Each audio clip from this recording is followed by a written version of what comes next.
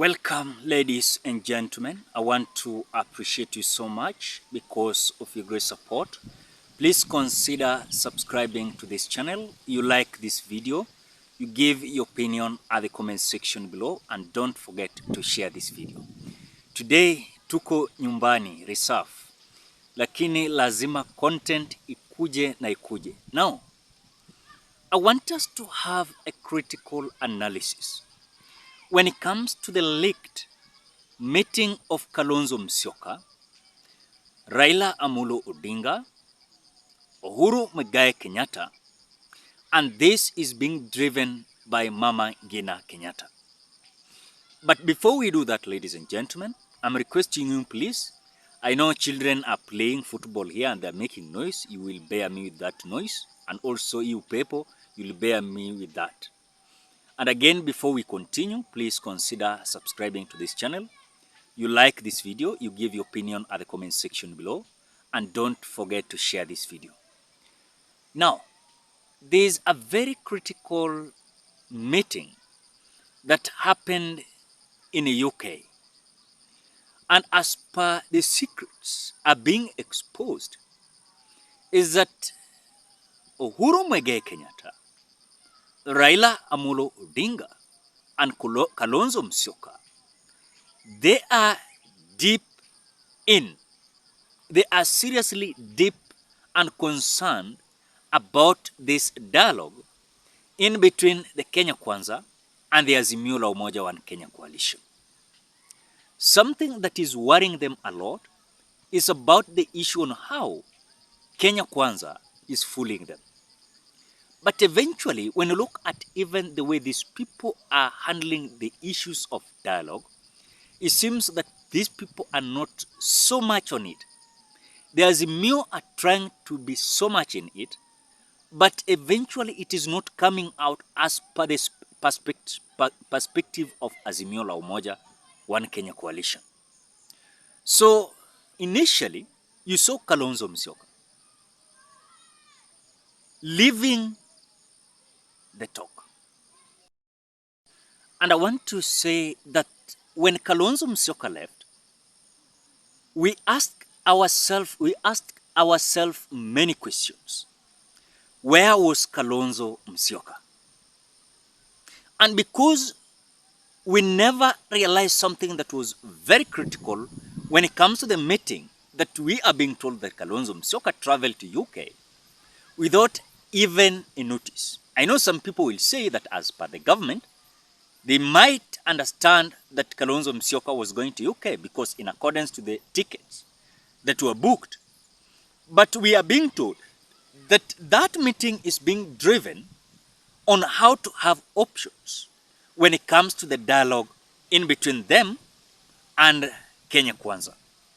But because they understand that it seems like this dialogue is not going to bear fruit, now what they are doing is this. They are going to have option A and option B. Option A is to try and negotiate their issues that they are talking about in this dialogue. But in any case, this dialogue is going to fail, then they are going to start coming up with the issue of referendum. And this issue of referendum, there's a possibility of them carrying the day with this. I told you initially, there's a certain video I said that when it comes to referendum, Raila Odinga always understands very well on how to conduct that referendum.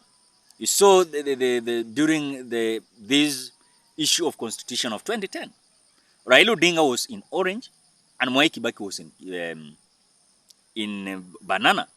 And Raila Odinga came out defeating Mwai Kibaki when it comes to that referendum. But again, I want you to understand, in any case Raila Odinga is going to bring back the referendum, then the possibility is that storm is going to come back. And the storm that Azimio is going to come back with is the strength that they're going to get from the referendum. And because they know Kenya Kwanza is trying to diminish them and also to underrate them, they know this option can also work for them very well, actually, if they understand what they want. But if they will not fight for what they want, then I want to say this. As much as we are concerned they might feel it badly because they might concentrate too much on dialogue, not having another option. Because on this option of referendum is that because they're going to fail maybe in this dialogue, and the only method they can use is about the referendum, because referendum now, it will not be an issue of dialogue in between the Azimio and Kenya Kwanza. This will now be taken to the people. And by taking this to the people, I want to say this will now involve the signatures of the people and the consent of the people. Because it will be so much kind of popular initiative, now it will be so difficult for William Ruto to come out to initiate it. You saw whatever happened during Uhuru Kenyatta's regime, where he came out endorsing and initiating the popular initiative of the people. During the BBI, what did William Ruto came up with his brigade? He said that because Uhuru Kenyatta came out initiating that BBI initiative, this was to fail because it was not in the constitution, or rather it was not constitutional, as the president had initiated the BBI. And the BBI was in form of referendum. But now, as you know what Raila Odinga said, that there is many ways of skinning a cat. And by that, they might not concentrate on the dialogue, but also having so much options. But at the same time they're having options, are they planning themselves towards 2027 general election? And we are being told that there is something that is very critical when it comes to the meetings and meeting that happened in UK.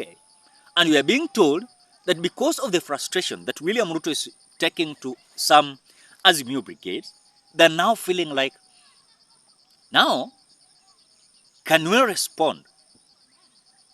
Can we respond to William Ruto? And because we don't have the powers, an instrument of powers, we cannot respond to him through this instrument of powers.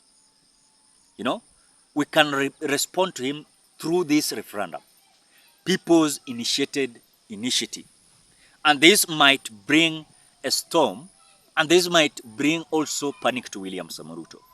That is why I said in a certain video here initially, that when you saw Raila Odinga going to UK, at the same time Uhuru Kenyatta was in UK, Kalonzo Musyoka left a bit of the dialogue, and he left. People never knew where Kalonzo was. We saw just an apology that Kalonzo Musyoka was engaged somewhere. But initially Kalonzo was in UK, because with intelligence reports, we have been told, the discussion was so candid. And what they discussed was about the issue of dialogue. Number two, the issue of referendum, bringing back the BBI. If William Ruto, now BBI is going to be brought back if William Ruto's team are not going to, or rather they are not going to be serious about this dialogue. And thirdly, they are planning on how can they make William Ruto to be the one-term president. And to become one-term president, also they must also work on it very seriously.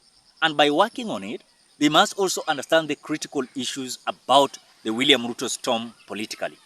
And because William Ruto is also so dangerous when it comes to planning, they must also have those plans. Plan one, about bringing back the BBI in the form of referendum to be initiated by the people, not the president. Number two, being strong in this dialogue. And being strong in this dialogue, they must also initiate their issues in that dialogue. And their issues must be understood. And that is whatever is happening. The number three, they must also have their candidate that they are preparing psychologically, politically, financially, and to ensure that they're going to carry this next general election.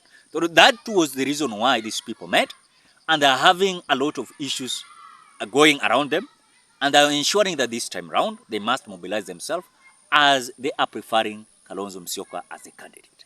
Ladies and gentlemen, what are your thoughts? Drop your opinion in the comment section below. Otherwise, thank you so much because of great support.